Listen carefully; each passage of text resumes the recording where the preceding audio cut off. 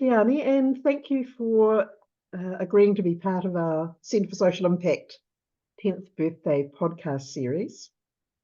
So I wanted to start by talking about who you are and where you're from, your upbringing, the people who shaped you, starting at the very beginning. Starting at the very beginning. Well, tēnā koe, thank you for having me and happy 10 years. He uria hau no ihumata, no te waiohua, waikato, ngā puhi, ngā tipiki a Rarotonga me Mangaia. So I was born and raised here in South Auckland, in Mangere and Ihumata, where I currently live in my papukainga. And I have whakapapa to different parts of the North Island, mostly the upper parts of the North Island, and over to Rarotonga and Mangaia through my grandfather.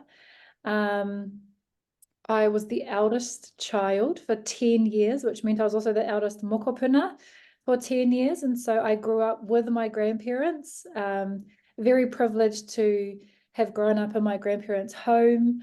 They had a very strong part in raising me. And so I was raised really old school, which I love, and I'm very much still nostalgic about. We spent a lot of our weekends and summers at Ōrere Point at a holiday park in a caravan, swimming in the river, playing with our cousins. And then when we weren't at home, we were at the marae. So I had a really beautiful upbringing and was raised with really incredible Indigenous women. So my mother, her sister, my grandmother, and then my next sibling or my younger sibling was a girl. So then I got to, help raise my younger sister. And then I gave birth to a girl. So Indigenous women have been a very strong part of my life so far. And yeah, I think I'm just so privileged at the upbringing I got to have here in Aotearoa. I had the best of all the worlds. The world with my mum, the world with my grandparents, the world at the marae and at the pā, going to school in this multicultural school in South Auckland, and all through my schooling life. So I've had a very, very privileged life. We were never wealthy in the financial sense of anything, but we were very rich in culture, in aroha, and in whānau. I read that you were interviewed by your grandmother on cassette tape when you were a toddler.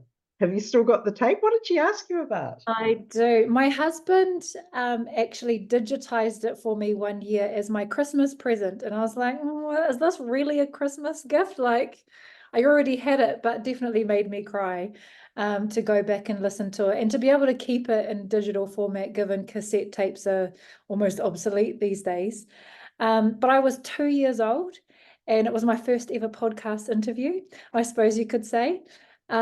She interviewed me and asked me about my day, and then we sung Waiata, and she asked me about my family. I go back and listen to it every now and again because my grandmother's since passed, and I go back and listen to it to hear her voice, and just those days when you want to have a cry, so to have a good cry, but also just to think how much of a path she set way back then. And she'd always said to me, and you never want to, well, I didn't ever want to do what other people told me I should do, but she'd always said to me, I think you should become a journalist. I think you should, work in this communications field. And I'm like, nope, not doing any of that. And then I ended up doing all of that. So I blame it on my 2-year-old interview and the path that she set me on way back then. There's something we were talking to the Children's Commissioner, Kira Ahmed, where she was talking about how privileged children feel when they know somebody is really listening to them. And that's what happened with your interview with your grandmother. She really listened to you. She made you feel really seen in an unusual way with technology. And to this day, when I listen back, I think how loved I was and how loved I still am by my whānau, but how loved I was that she had the time to sing with me, to teach me things, to interview me, to let me rattle off whatever it was I was saying. And then my grandfather walked into the room and you can hear me go, "Hi, Papa." And I just think how privileged I was to have that time with those people and to have that aroha that wasn't distracted by phones or TV, probably the newspaper, because I'll be honest, my grandfather always read the newspaper and would always watch Te Karere at 4 o'clock on TV1. But outside of those times, yeah, I had a lot of the attention of the people around me. And when I listen back, it does bring back those feelings of just immense aroha, and how special you feel in your whānau when people give you the time to share. So you grew up in this very close, warm, supportive environment. That process of leaving that and going out into the big world, going to school, going to primary school and secondary school, what was that like?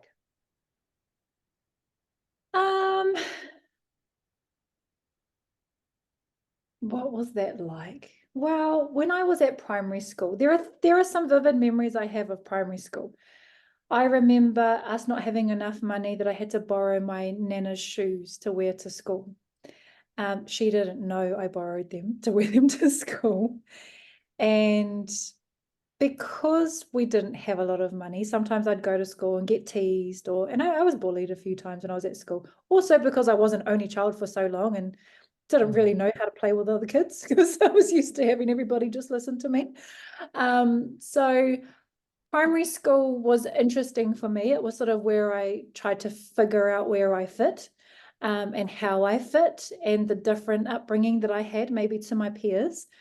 By the time I got to intermediate and high school, I was trying to figure out where I fit in a totally different way, because all of my cousins, or most of my cousins, were at a kura Māori, which was right next door to my kura. So I went to Southern Cross campus, which at the time brought together a primary school, Māngere Intermediate, or I think it was like Southern Cross Primary School, so like Māngere Intermediate and Ngā Tapuai College, and then Te Kura Māori o Ngā Tapuai. And I was a wahine Māori in the mainstream side of the school when all of my family, or the majority of my family, were at the kura, in the kura Māori. And so during that time, it was me trying to figure out who I was as a young Māori Pacifica woman in that space. And then also trying to figure out who I was in this wider societal view of being a young woman growing up in South Auckland. And I remember when I got to the final year of high school and I was made co-head girl with my best friend at the time, Vanya. And I had all of these, accolades to my name from school. Prefect, head girl, leader of all these different things. And I had applied to go to university, and this beautiful man, Ronji Tanielu, came to our school and said, "You should apply for the Vice Chancellor's Scholarship." And no one had ever really, outside of my family, had ever really believed in me in that way to say, "You should do this really big thing and you're going to get it." And I remember him encouraging me to do that. And I remember we had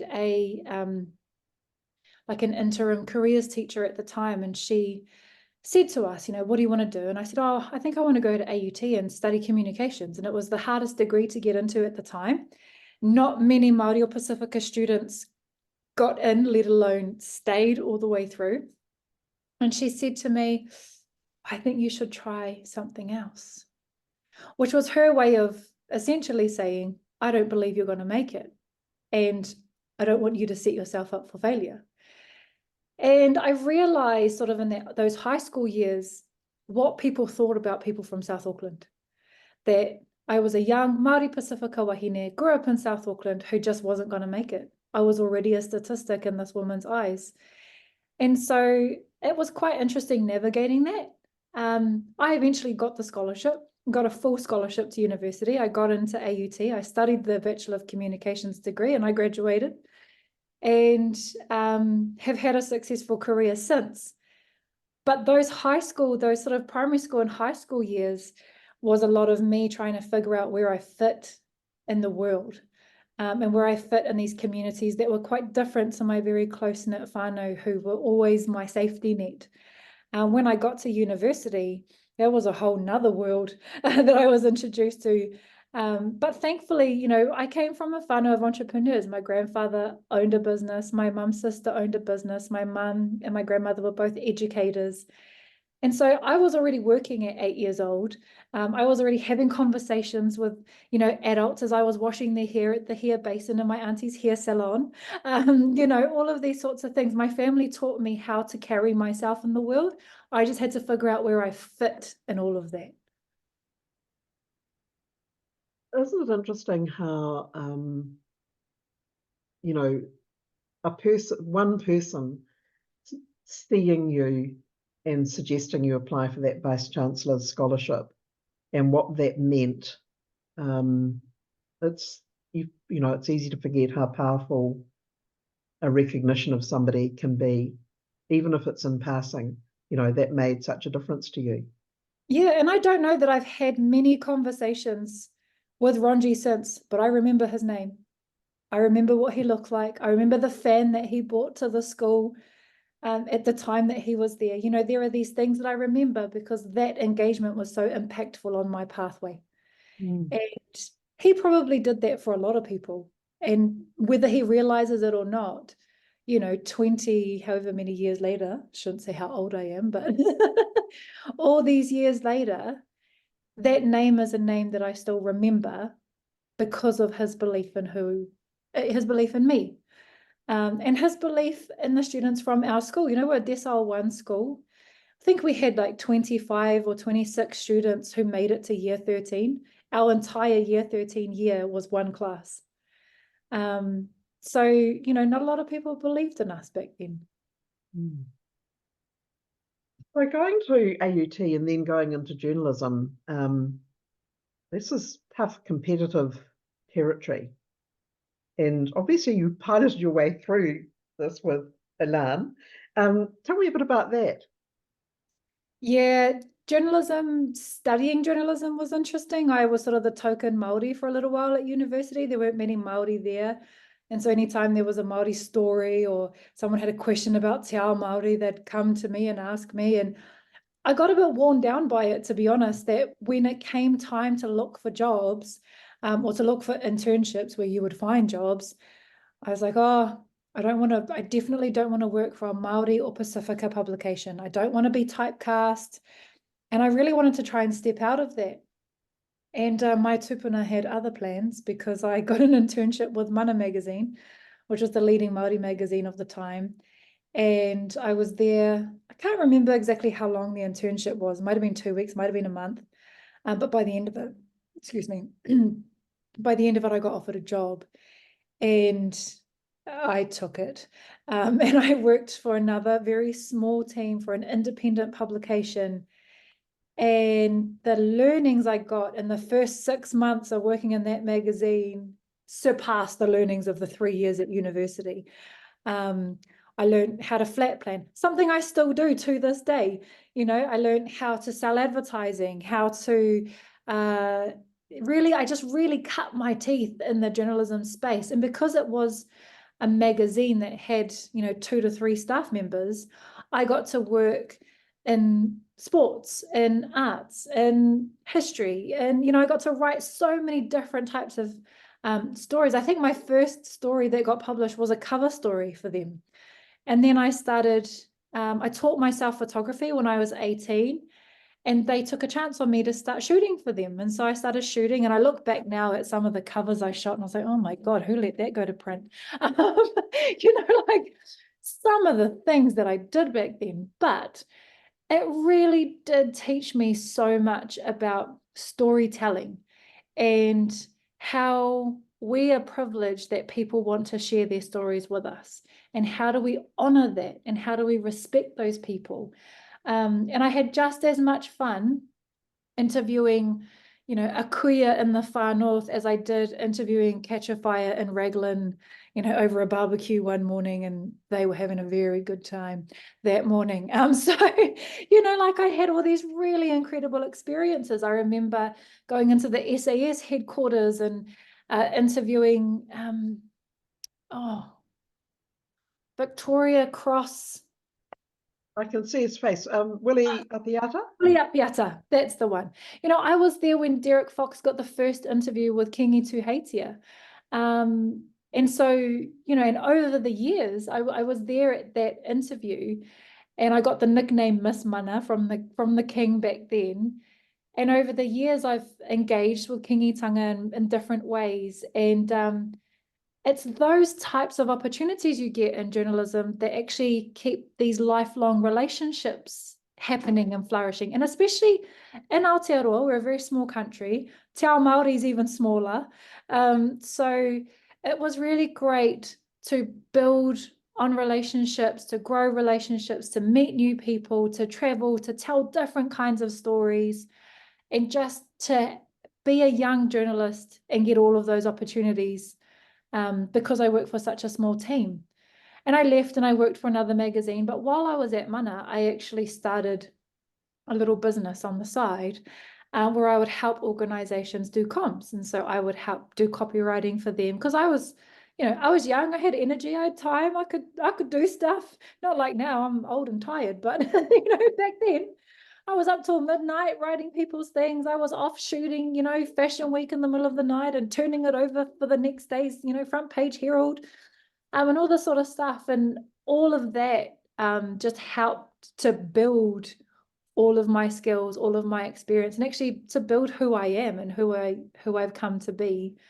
Because I opened myself up to all of those opportunities and let my tupuna take the lead for a bit of it. Because no matter how stubborn I was, you know, those things around us have other plans. I love the way that you took yourself into photography, and that Mana gave you the chance to work across such a wide landscape of topics. Because if I look at what you've done with Nuku, and I see those beautiful portraits, and I see the range of things that people are involved in that you talk to, and it's such a rich picture of people and the lives that they live. But that combination of the visual and the words is really, really powerful. I think it's, for me, storytelling is so many different things. I love words. I obviously love talking, as you can tell. But I just as much love telling stories visually. And when you're in someone's home, and I think of Whaihine Wirangi Kohu Morgan as probably, I shouldn't and I don't have favorites in Nuku, because they're all incredible wahine. But Hine Wirangi's house was like a museum. And she just had taonga poro everywhere. She had hue, gourds, and she had, you know, like putorino and just all these instruments that I would have never been able to just sit amongst in my everyday life. And to photograph her in her lounge said so much about who she was and her story and her life and the contribution that she's made, that it would almost be cheating her out of telling her full story by not taking those images, by not pairing them with her words and her conversation. And, you know, over the years, I have to admit, it gets really frustrating when people take those images of all of these incredible wahine that I work so hard to shoot and use them for whatever it is they want, because so many people don't value what it takes to document people. They don't value what it takes to get access to that person, to shoot that portrait in that way.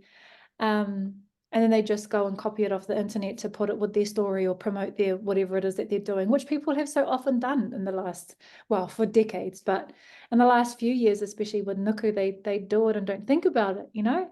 And so for me, it's definitely visual storytelling is just as important as the words we write and as the conversations we have, because it brings a whole picture.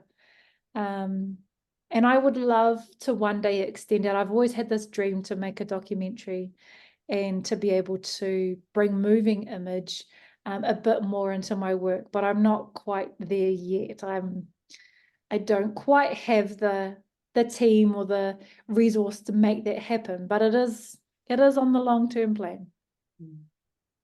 And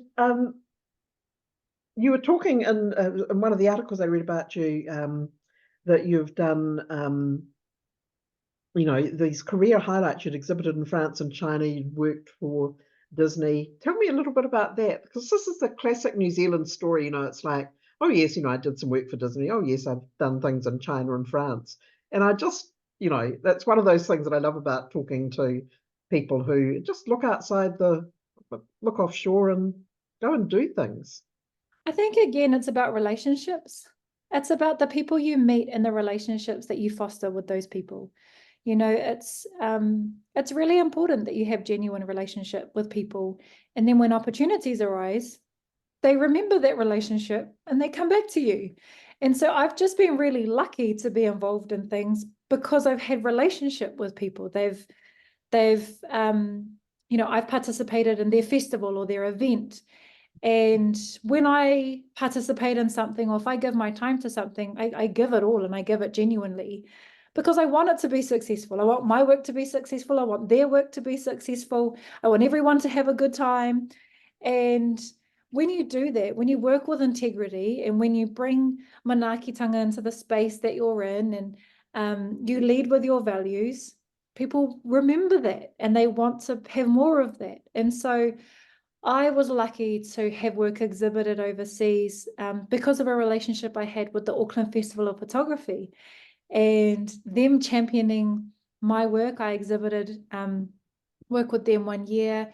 Then they asked me to speak on a panel, and I was very privileged to speak on this quite diverse panel. There was a beautiful Aboriginal Australian man who talked about documenting Indigenous stories from where he's from. And then Ans Vestra was talking about, the work that she documented through her lifetime. And then there was me, like, who am I in amongst all of these people? So I've been really lucky to have, to foster relationships. And the stuff with Disney, they were having an exhibition called Dream Big Princess, and they were looking for female photographers who could share and showcase and amplify the young woman in their side, their corners of the world. And that was an opportunity for me to really highlight our young Indigenous women, and to show the diversity of what that looks like and bring our Aotearoa perspective, and then have that work go on to travel with the wider exhibition around the world. And that's, those things just, they're great to have. And at the same time, while they might be career highlights in some perspectives, in other parts, I'm like, oh yeah, that was another thing I did. But there are other things that I would maybe highlight above that if I was to talk about stuff that really impacted me or moved me. And I think my participation in some of those, international exhibits weren't so much about me. It was about the opportunity to amplify the voices of those who were in the images that got to go around the world. One of those exhibitions, one of those exhibitions was all about my whānau and ihumātao. And so having papa kāinga life, the realities of living in a pā in urban Auckland, where the tamariki own the streets, and they, if they're riding on the road, you drive around them because they're not going to move. That story, those stories being showcased to an international audience, that's what was important for me. Not so much my name being on it, but the opportunity to actually show who we are. What does Te Ao Māori look like? And what are the similarities between my community and your community, wherever you are in the world? So you would have brought all this experience to the founding of Nuku. Tell me about how you founded this extraordinary storytelling platform. Now, did you say founded or funded? Because those are two very different words. Founded? Because funded is another conversation that we need to have. Well, I founded Nuku in 2018. In 2017, I fell pregnant, and My husband and I had been together 14 years. We'd been trying for 6 years. We'd gone through so much treatments to try for this baby, and infertility was just taking over my world. And the year before I fell pregnant, my grandmother had died, and she died really suddenly, really unexpectedly. And it rocked my world. This whole period of my life was, I describe it as being in wānanga with whiro. Whiro being the new moon phase, but the darkest moon. Whiro is also an atua of sickness, illness, disease. Some people in a Western context might call it depression. I call it my wānanga with whiro, because it was a period of my life where so many things were affecting me emotionally that I couldn't get on top of them. And losing my grandmother and then falling pregnant after all of these years was this like really deep down low, then this really, big high, and then trying to figure out where did I fit in amongst all of this. And at that time, when I had lost my grandmother, I was looking for, I guess, support in a way. We're so connected in this world that our phones are in our pockets and we can talk to anyone at any given time. But we're actually so disconnected because everybody was taking photos of their food and no one really had time for conversations of substance. And I was trying to work out, what are some of our Indigenous ways of being and grieving as women?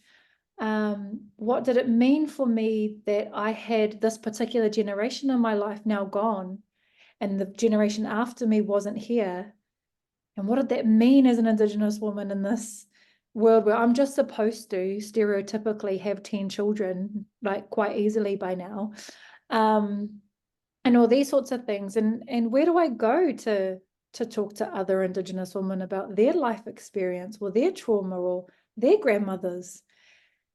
And when I fell pregnant, and I found out I was giving birth to a girl, I thought, okay, I now have a responsibility to bring an Indigenous woman into this world.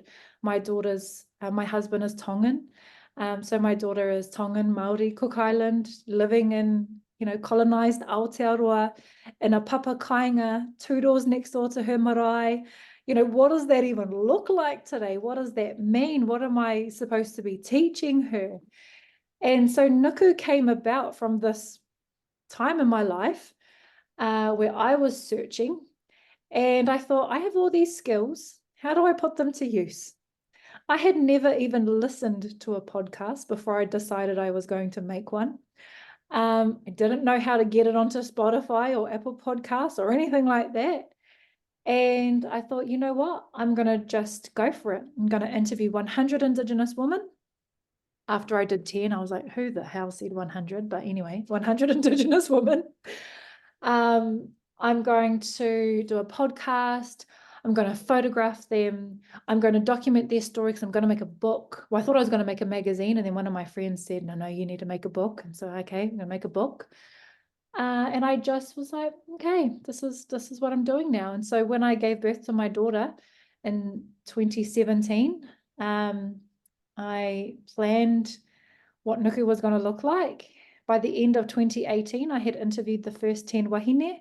I launched it at the beginning of 2019, and I launched at the Mangere Art Centre thinking, oh yeah, my friends and whānau will show up. We have about 20 people. The Arts Centre had capacity for 300, and it was standing room only. And I was incredibly surprised at the number of people who showed up, who wanted this, who also resonated with this idea of Indigenous women storytelling, story sovereignty. And I always talk about documenting the stories of Indigenous women so we can change the narrative for future generations. And there were multiple generations that came, and they hadn't even heard anything yet. They hadn't seen anything. They just believed in the kaupapa and showed up. And that was very telling for me. And it really did encourage me to go, all right, we've done 10, we've got the next 90 to go. Get going. This is something that is bigger than what you thought it was going to be. It's bigger than just telling these stories. It's actually a movement that we're collectively creating as Indigenous women around ourselves for a change, instead of other people coming in to tell our stories When about I us. read that had been the response to the launch, I was very moved by it because it showed me a hunger for those stories and for them to be given space and recognized and held. I thought it was, it must have been amazing for you to see that response. It was very overwhelming. And I was incredibly moved because you just never know. You know, when you come up with an idea and you put your everything into it and you hope it's going to resonate with people, but you actually just don't know. And what you do know is your whānau will be there to support you no matter what, because they have to, because that's their job. But to have so many people representing different parts of community show up and be hungry for it, and then stay with you on this pathway of growing it, has been incredibly humbling. And quite emotional. And there have been times in the Nuku journey where I've stopped and reflected on where we're at or what we're doing next, or, because we have a podcast. I self-published a book that then got picked up by Penguin because I couldn't keep doing it on my own. We had live events, and we've had a live event every year. Some of those have been wānanga, some of those have been day events, and the tickets just sell out and people show up. And people who've been to every single one of them since they came to the launch, they've been to every single one since. And we did this mini book tour of 7 cities. And I'm like, who am I to do a book tour? But let's go. And, people showed up. And really it is about seeing ourselves, Indigenous women, knowing that this was made by, led by, made for Indigenous women. Other people have had beautiful interactions with it as well. It's not just for Indigenous women, but that's the primary focus for me. We've had lots of different communities engage, and people really resonating with that and feeling seen and feeling heard.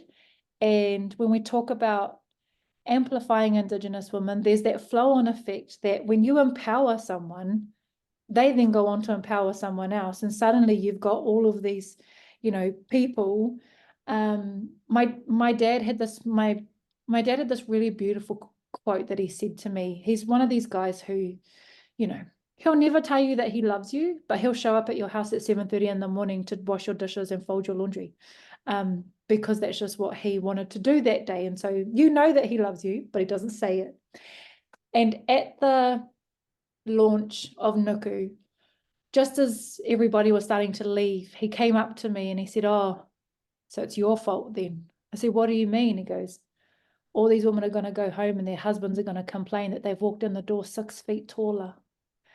And even just thinking about it now, it makes me a bit emotional, because I think for someone who doesn't really express their love or their pride of you, that was a really impactful thing to say. And to have a male witness that in a room and then share that with you, it really does make you feel 6 feet taller. Like, it does fulfill you. And that's what Nuku has been. I didn't realize it at the time, but Nuku was actually my healer. It's what I needed to heal. And I didn't realize that until I got to the end of it and went, I am a completely different person 100 women later, 3 years later, than who I was when I first started this. I am so much more whole in myself. I have all of this experience of all of these other women. How privileged am I? That I've got to absorb all of this mātauranga from these bloody incredible women. Incredible. It's such a gift. I mean, our conversation is a gift to me. It's such a gift for people to give you their time and talk about, what they've learned and where their lives are. It is such a privilege. It is. And to welcome you into their homes. And you know, they don't even know you, but they welcome you into their home. And I think of Mata Wharehoka down in Parihaka, where I had sent her a message and said, you know, someone I've interviewed said I should contact you because you've got a great story and I would love to come down. And she said, oh, this is where I live, and I couldn't find her house. Couldn't find her house anywhere. And because Parihaka's a pa just like mine, I was like, oh yeah, you just ask someone and they'll point you to the right pare. So I'm like, I'm looking for fire mats. Yep. 2 houses down to the left behind that tree, you know. And I get there and her daughter is out, you know, the mokopuna running around outside. Someone's just finished mowing the lawns. Her daughter, I pull up and her daughter's like, oh, kia ora, and I'm looking for fire mats. Oh, yeah, she's just in there. You know, like, okay. So walk to go and find the whare, and I stand at her door and she starts doing a karanga to me. And I just was like, how privileged am I that I am even in this space with this woman who was welcoming me into her home, into her papakainga, and then she's about to give me 2 hours of her life to share with me all of this rich kōrero that I know is going to have impact, not just on me, but on anyone who's listening and on anyone who gets to read about this. And I think about how, and part of this, you know, part of this is probably also why I did Nuku, is I think about how many stories my grandmother had and how I wasn't able to get them all down. She kept a diary, and she wrote it. She'd always say to us, I'm going to write about that in my diary, you know, every time you did something naughty. And I read a couple of pages in her diary and she did write about those naughty things. But you know, like, how wonderful that I feel like it's also a gift I get to give to her whānau, that here's your mother, or here's your grandmother, or here's your great-great-great-grandmother one day in the future that said yes to me, who now gets to share this story that you get to hear all of these years later. It really is. It's so, yeah, it's all of these things. I think that process of capturing versus loss. I remember I was doing some work for a corporate that had a long history in construction, and they had a very good archive, and people would come to the archive and look at the photos of these construction gangs from the 1920s and 1930s, because often that was the only visual record they would have of a grandparent, you know, a grandfather or a great uncle. And I was very moved by that, because that sense of so many people's lives are left unheralded, and you know, even their families might not have a lot of the stories kept and held. Yeah, I love photo albums for that same reason. Like, there are so many people who take photos on their phone and they just stay on their phone and they lose their phone, or their phone dies, or, you know, something happens. I'm like, print them out, put them in albums. Like, my daughter loves flicking through photo albums, and we've got family members who've passed away or who we haven't seen in a long time. She's like, oh, there's so-and-so. And then you start having a whole conversation about that person in that photo album. So important. Yeah. Actually, I was interested that as you were essentially in the early days of Nuku, that you were also supporting the occupation of the Ihumatao and the pushback against the plans to develop it.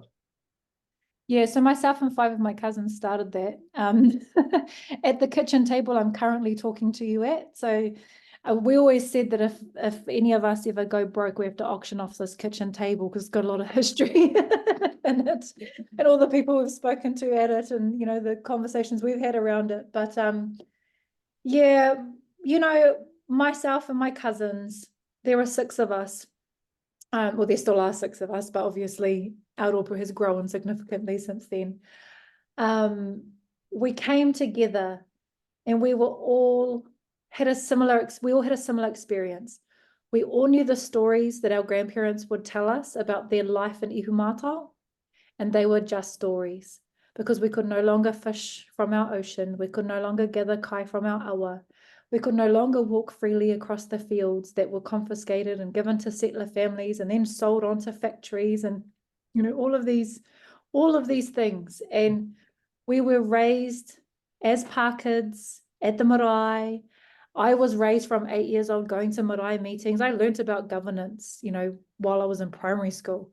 And so we had this upbringing of knowing what life was like in ihumātao, and then what life became, and the influence of industry, the influence of law. You know, there was so much desecration that happened to ihumātao with the wastewater treatment plant, with just the quarrying of our maunga, with all of these really significant things that affected ihumātao. And the development that was coming was a multinational company that was wanting to build on land that was confiscated from our ancestors in 1863, that was then gifted to a settler family, that then benefited from intergenerational wealth, from being able to work that land that our family was never able to do. And then to build these high-cost houses, you know, coastal, close to the airport.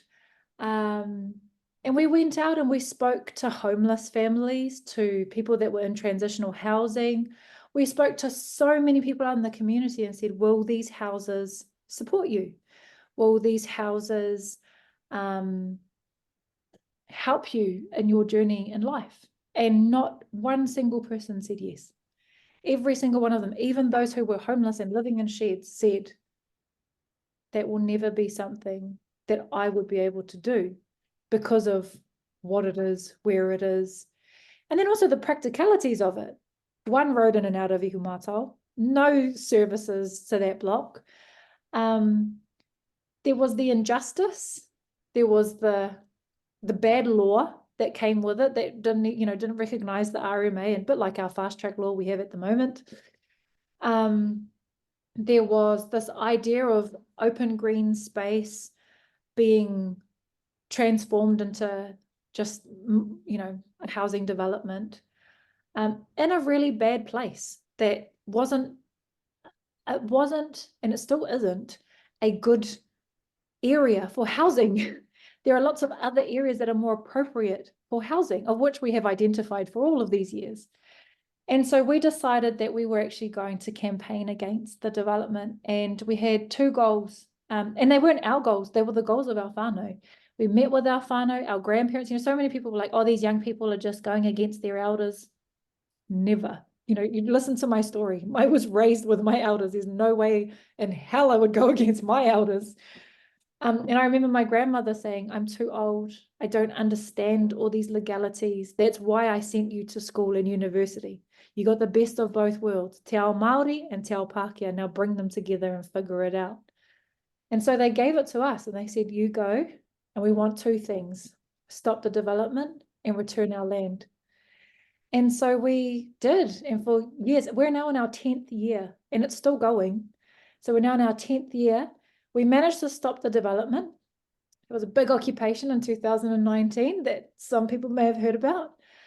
We had 10,000 people come to the whenua that first week that the police came in. And the support for us was huge. But it didn't come without, you know, years beforehand of taking thousands upon thousands of people onto the whenua to teach them the stories of this area, to show them the cultural significance, to talk about the archaeological heritage, to connect them to the land. And they all came back in 2019.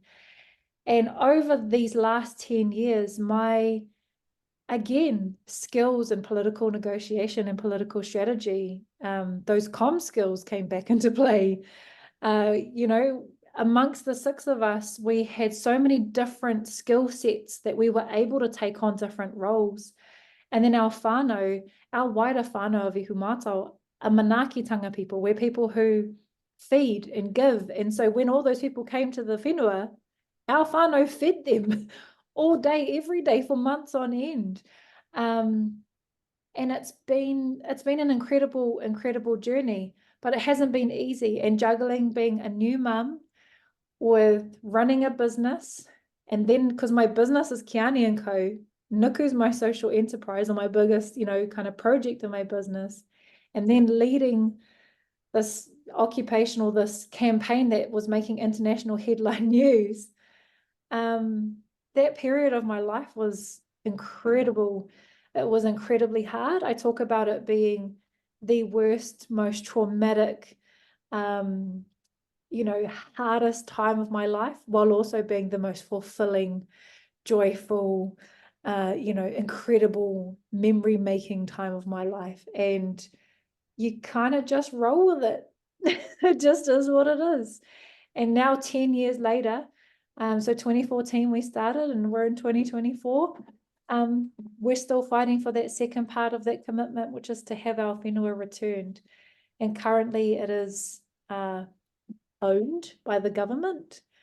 And we've been working through a process to determine the future of the land. And the way that we envision that is we've got this beautiful, like actual drawn out map vision of this whenua that returns it to the ngahere it once was, the thriving bush environment, as well as the food, because, we live on the most volcanic fertile soil in Tamaki. So all of the food that we can grow, the sustainability options, the kura taiao, what's the other thing? Solar farms, like all that kind of stuff that we've been able to envision that we now want to bring to life. And just over the last few years, we've planted 30,000 native trees. We've restored one of the repo. We have built, well, not so much built, but we've grown a social enterprise, which is an educational tourism business for our hapu. Our hapu went from 1 staff member to 36 in the last 4 years, and we now support housing initiatives and education initiatives and well-being and reclaiming te reo Māori. And I look after the Aotearoa Te Ahiwaru histories, and I'm writing kids books and resources and all of these sorts of things that have all come from that campaign and that period in our life. Well, alongside all that continuing mahi and the completion of your 100 stories, what's next for Nuku? Another 100? Yeah, well, I learned the first time to stop saying 100 and just say like 10 at a time. But Nuku is now the main, I don't want to say product, but it's now the main project that my business works on. When I talk about my business, I was a sole trader for forever, became a limited liability company because the accountant was like, you should. And then just in the last year, we were successful in getting a MB grant to do this research project around how the narratives of Indigenous women, arongoa, are healing. And I've just given a keynote speech at the Indigenous Wellbeing Conference about how the stories of Indigenous women are tools that help us to heal from intergenerational trauma. And so what we've uncovered in the last year, which we already knew, we just needed to go get some evidence for. We've been doing this big research project just as a little team of 4, but I've been able to employ or, contract in 3 other people to support this work, where we analysed the first 100 and looked at what it means, what it is to be an Indigenous woman today. And then we, got another 106 participants. Oh, these things keep buzzing on my computer screen. It's so annoying. 106 other people who talked about the impact Nuku had on them. And then we went through Auckland, Wellington and Christchurch to run wānanga with 10 women at each site to talk about how those impacts then manifested in their lives using the Te Wheke model of health that Dr. Rangimarie Rose Pere created. And so now we're at a point where I'm developing a rongoa framework, so a well-being framework based around storytelling, and so how our storytelling is healing. So I'm working on that at the moment with my team, and we are planning for a puka puka, Te Hā o Hinea Huone, which our rongoa framework is called Te Hā o Hinea Huone, which is essentially the breath of life from the first woman born from Kurawaka, from the sacred soils of Papatūānuku. We think about our breath and what that actually means when we're sharing breath and ha and mauri with each other, and the energy that comes with the stories of giving and receiving them. So I'm in this really interesting phase of nuku where we've done this beautiful research, and now we're sort of creating things out of that research. So yeah, a well-being book, a series of cards that helps families to document stories with each other with prompts. Because a lot of people have said, I wish I could interview my mother, but I just don't know what to ask. And I'm like, well, I've got plenty of questions I could give you. And so looking at those types of resources to support storytelling, creating a short moving image piece for next year to visualize what Te Hā o Hinea Huone means. And then I would love to do another 100. I would love to produce another book like the one that we just did. And when I go back to that question I asked, is it about founding or funding? Money is always the biggest issue, because what I do is social change. You know, I'm an agent of social change, and social change doesn't often come with a lot of resource to support that. I don't necessarily have, while I have a book, it's not necessarily like a product to sell that my business is based on. I'm in the business of storytelling, and I know the impact that has. I know the generational impact that will have. But I really need people to believe in that, to then enable that to happen. And when you have those of us who bring skills and experience and can make it happen, you also need philanthropic organizations or funders or business partners or investors who just go, yep, we believe in you enough. Here you go. Here's the resource to unlock that. Now you go and do what you're good at. We'll do what we're good at, which is giving you the resource. Now you go and do what you're good at. And I've managed to come across some of those people over the last few years, but that's the hardest part of what I do, is sustaining it. And I have a full-time job. I work full-time for my hapu because that's how I feed my family. I did 3 years trying to run a business full-time and do nuku, and I burnt myself out completely. And yes, I created the most incredible thing that I don't say, well, yes, I believe it's incredible, but that other people continue to tell me is incredible. But that was really hard yakka to do that. And I broke at the end of that. And so what's next is, who's going to enable the what next? How are people going to support and resource the what next? So we were really lucky that MB in this year, we had the Indigenous Social Enterprise Forum invest some money into nuku to be able to bring on 2 part-time team members as well. And through that resource, I've been able to have 3 women who have, tamariki at home, who can work, so we're enabling these women to work, to do fulfilling mahi, to have impact on the work that we're producing, and then for us to dream the what's next. But we now need the support to make the what's next happen. Qiane, thank you so much for your time, because I know how precious it is, and I'm excited about the what's next, and fingers crossed for the funding. With the founding, the foundations are solid, just need the funding to be as solid as the foundations. Yeah, and I've got the evidence that it works. Yeah, it really is. And I think I had a conversation with Purania. I can't remember if it was earlier this year, at the end of last year, where we talked about philanthropic organizations and how they can do better in their processes. And one of the things that I particularly talked about was, you're investing in people that you believe in, and it comes back to those relationships. If you believe that they're skilled, qualified, and can deliver what they can deliver, let them do it. Like, don't get too hung up on, I need the report to be 250 words and it has to, be in this time.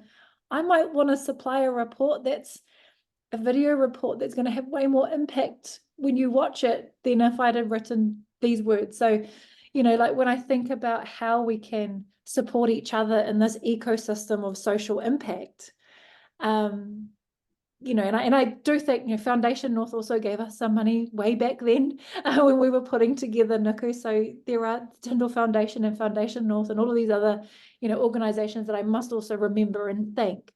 But we also have to get past the process and the bureaucracy that sometimes comes with it and go, I have a great relationship with this person. I believe this is what they can do. They've got a really good track record. Let's just enable them to do it. And then let's see the social impact. And then let's all collectively benefit from that. So yeah, that's my last little thing I leave with people, to go give me some money and trust me with it. Well, fingers crossed. And toes and eyes. Thank you.